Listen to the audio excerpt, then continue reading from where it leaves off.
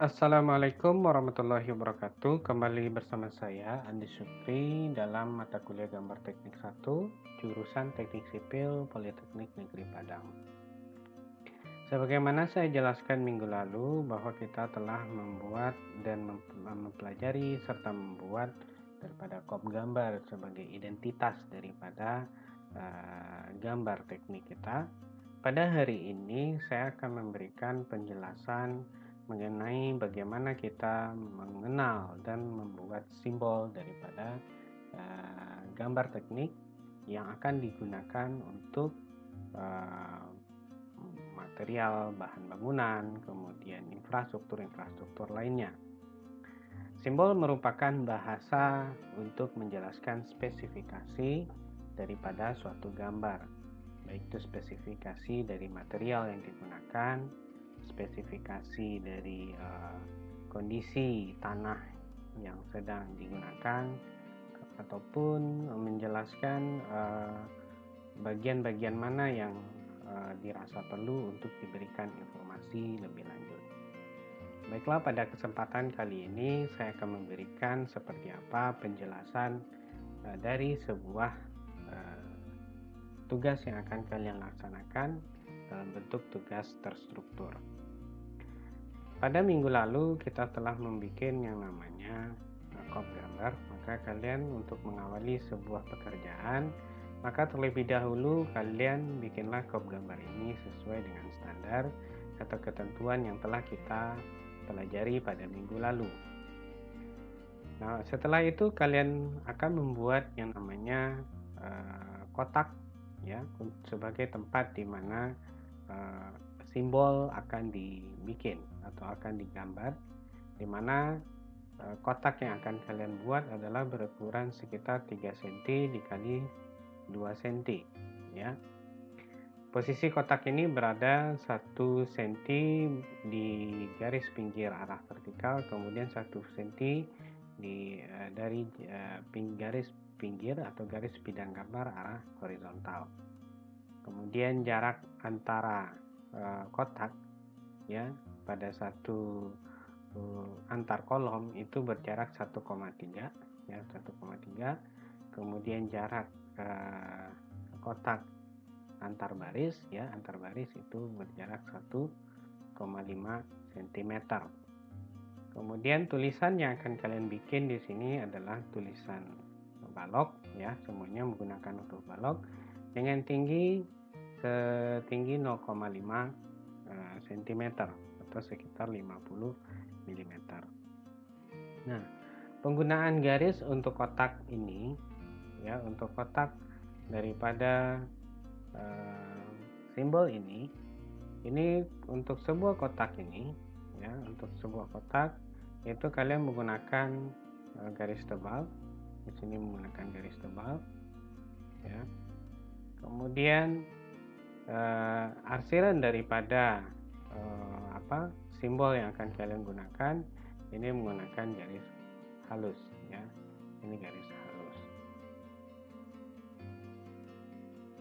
ya, garis halus, atau menggunakan pensil keras, atau kalian bisa menggunakan pensil H. Sedangkan untuk tulisan ya, tulisan keterangan daripada simbol ini kalian menggunakan pensil sedang atau menggunakan pensil B ya, ini garis sedang. Nah, satu yang perlu kalian ingat bahwa saya akan menjelaskan bagian-bagian apa yang menjadi pengertian dari simbol-simbol ini. Pada yang pertama, di gambar yang pertama di sudut kanan kiri atas itu adalah pasangan batu bata, di mana di sini terdiri dari garis diagonal ya, saling dengan sebanyak 2 buah yang memiliki kemiringan sekitar 45 derajat. Nah, ini biasanya pada bagian batu bata ini biasanya dengan ukuran biasanya dengan ketebalan 20 cm. Nah, maka seperti inilah arsiran daripada batu bata. Dan di sebelahnya ini adalah tanah uruk. Ya, tanah uruk itu sama istilahnya dengan tanah timbunan. Jadi ketika kalian pada bagian bangunan atau bagian infrastruktur yang digali ataupun yang akan diisi, maka tanah isian ya daripada struktur yang digunakan itu dinamakan tanah uruk.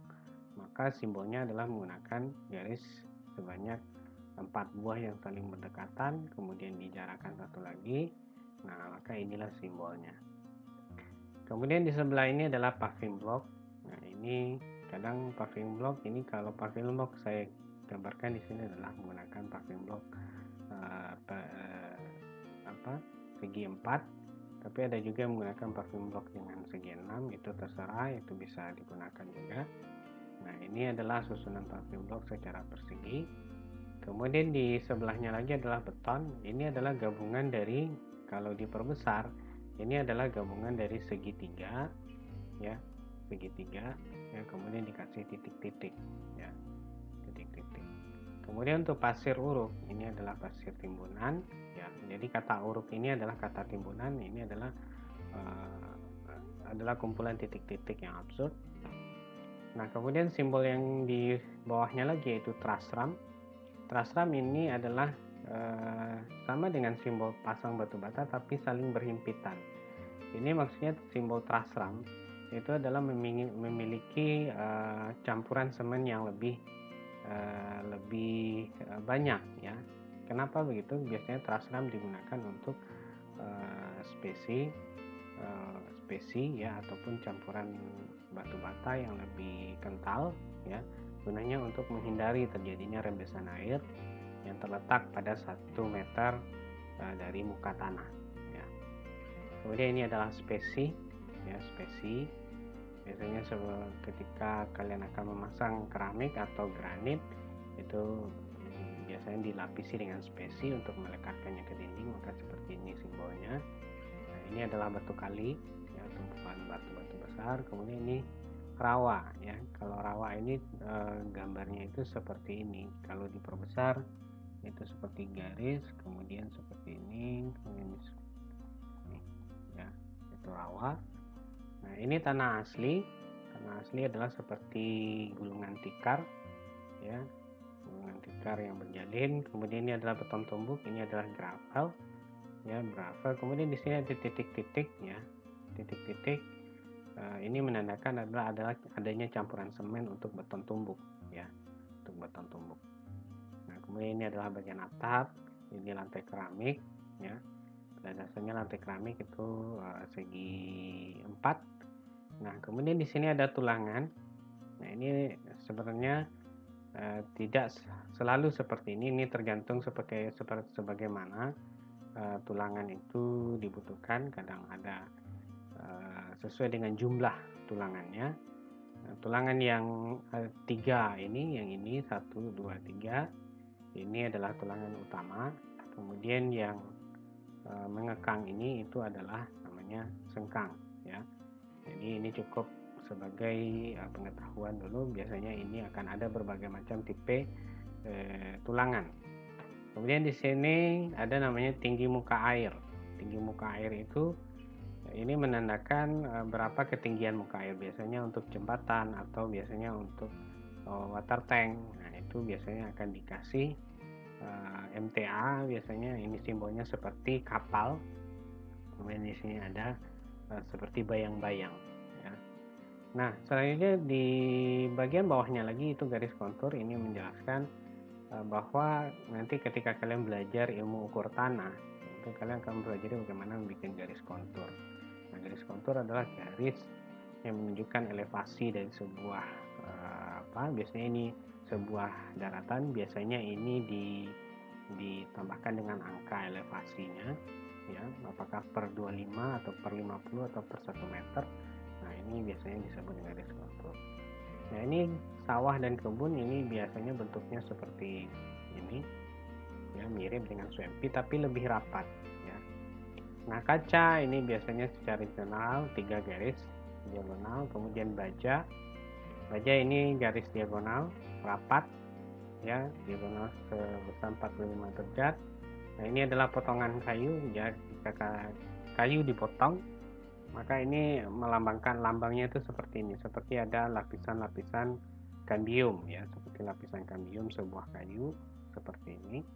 Nah, kalau kayu itu berupa kayunya tampak ya, kalau secara tampak maka dia akan memperlihatkan serat-serat kayu. Nah, dan biasanya ada sedikit mata kayu ya. Kalau umpamanya kayunya itu berada pada bagian mata kayu.